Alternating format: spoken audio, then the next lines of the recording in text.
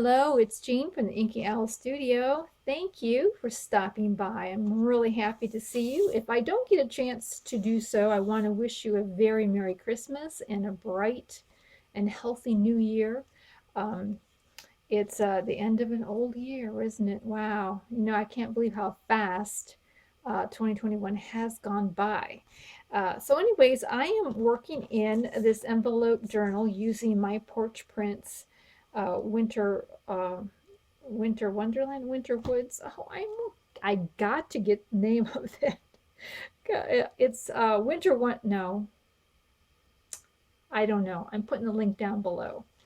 Anyways, so we did the last one. We did the gatefold tag or pocket, and then I made a tag for that. Turned out really nice. I found this lovely, beautiful yarn that has navies and blues in it, and I think goes really nice with this kit. So I have found some ways I'm going to incorporate this throughout the journal. I'm going to put some on the cover, and I put some here on this tag so that it can kind of hang out a bit. So yeah, I'm going to be doing that, I think, in this journal. And so I have finished one of the booklets or mini journals that go inside here, and put in some paper, and I believe there's 40 pages front and back in here, and really cute. I put a little bit of cloth on the spine, just did a 3-hole pamphlet stitched it together. Very simple, very easy. I'm not covering the back to kind of reduce bulk, but it's not really going to be seen. So there is, that fits in that particular one, and the other one I've yet to sew in and to finish, but this will be the other little mini journal that will fit inside here. So today what I'd like to do is I'd like to put a flip here, and because I want to incorporate this yarn, I noticed that when I did my decorative punch down here below, that there are holes, and it's like, this is, oops, that's the wrong hole. This is the perfect place to put in some stitching. Now I also know that if you don't have a decorative punch with holes like this, there's no reason why you couldn't use your either your awl or some kind of a sharp, even a needle, even your, like this needle would even poke through it just fine if you marked out, you know, with a ruler the places that you want to put your holes in. But yeah, this would be something you can do at the edge of a card just to decorate it up, you know, a little bit. So I'm just going to finish this out just to kind of incorporate this fiber and make it a little different. You know, not the same old at the bottom. I think this yarn, it's kind of glistening a little, slightly, and it kind of reminds me maybe of something that's frosty, or icicles, or something like that. It kind of alludes to that feeling. And one more here, and I think we'll come up to there. Okay, there we be. That looks really good. I really like that. I think that's really pretty. I think what I'll do to just to give it sort of a, well, you know what, I could put a knot in there. Yep, I could put a knot in there. But let me go and secure it by going through it one more time. Back this way. And back in. There. It kind of makes it just a tad bit more secure, and I need to do that on this end as well. I think I'll put a knot in there and glue it then after I've done that. Yeah. So that is good. And course, I'm sewing this on cardstock. I'm not sure how well this would work on paper. I almost believe you'd have to have some kind of a firm foundation in the back. So there we go. There. All right. And then I will just put a little bit of glue to glue down these ends. And then we will put on the front. So I just cut a piece of cardstock, the width I want and how long I wanted it. And I made sure I had enough, you know, about 3/4 of an inch for the flap that's going to go up there. Okay, this is a little... I inked it with the navy ink just to kind of tone down the brightness of that. And here is the part that I want to be on top of the flip here.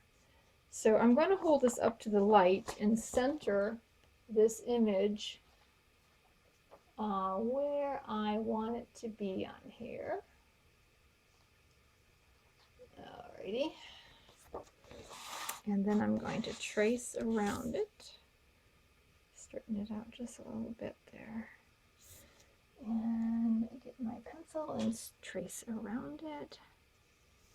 And then when I cut it, I'm going to cut it just slightly to the inside around. Just a little bit.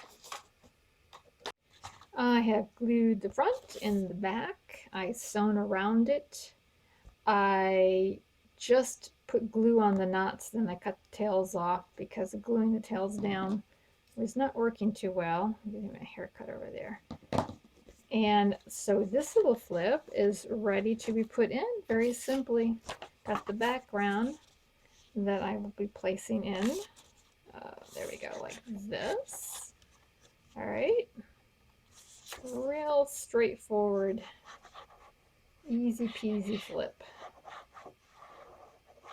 Yep, I like working this fiber in. I think it kind of adds some visual interest. And oops, actually I need to put this down first, or at least at the same time here. Oh my, I am just doing this all backwards.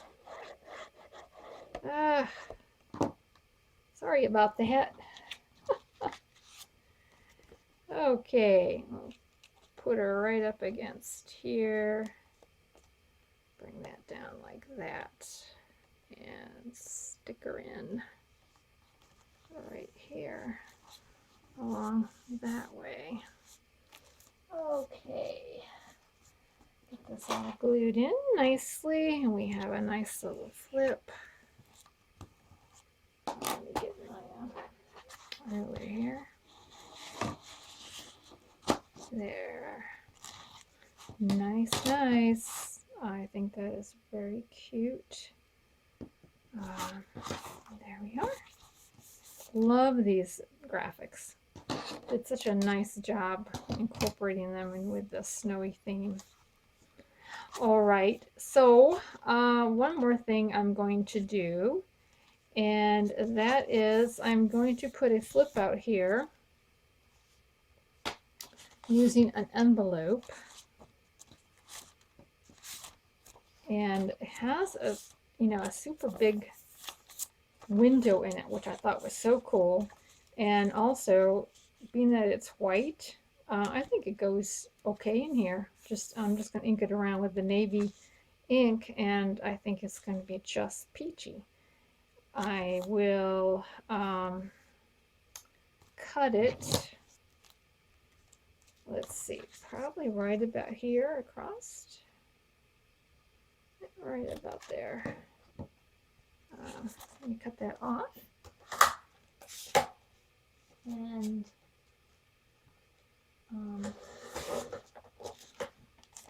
so the thing that was concerning me a little bit was this, and I hate this, Again, I must have to say, I do not like these Stampin' Up!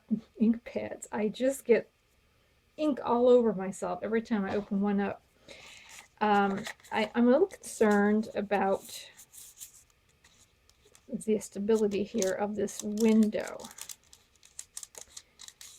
So I think I have an option. I think what I might end up doing is taking a strip of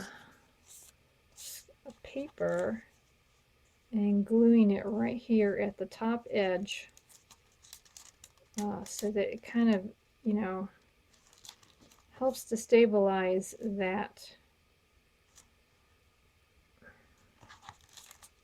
window area there. Okay, and then for the inside back here, I plan to, I have to make a flip so that I can attach it to the edge here. I am going to grab a piece of paper here, and what I'll do is I'm going to cover this so that'll stabilize the back part here, and then fold this over like so. Okay, and then that will be, nope, wrong way. It's got to go on this way.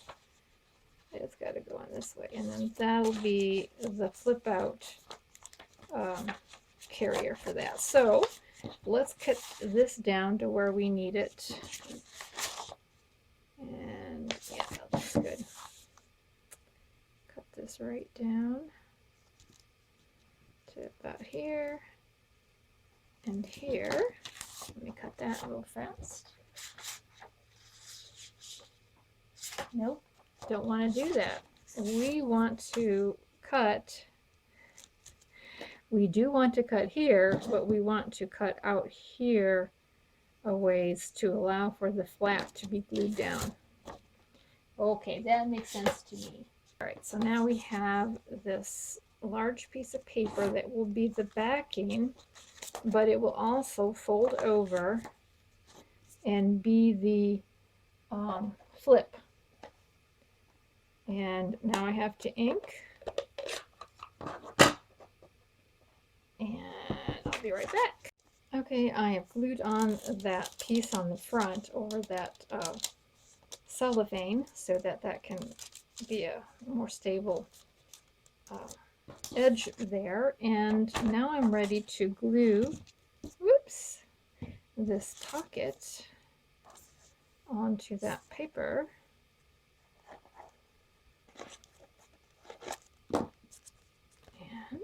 And the flap, make sure I got this set up right.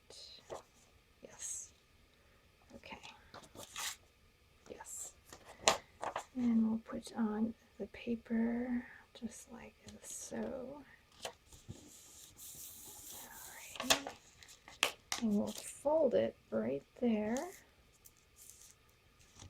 on the edge of the envelope.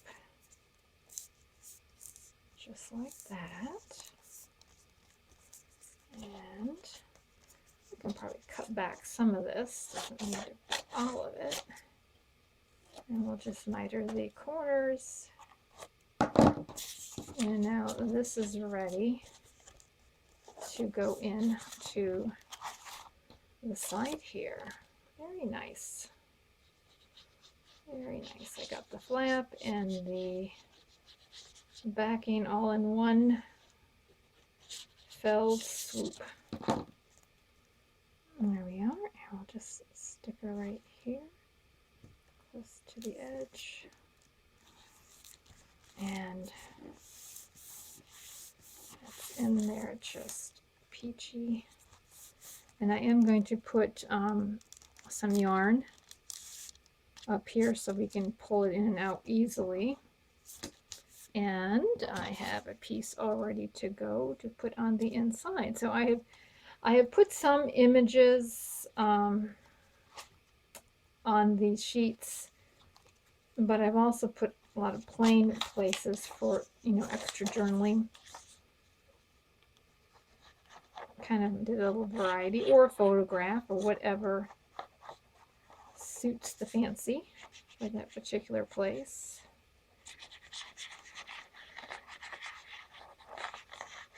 And this little flap is all ready to go. Very good.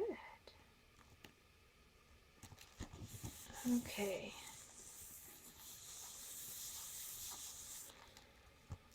I love it.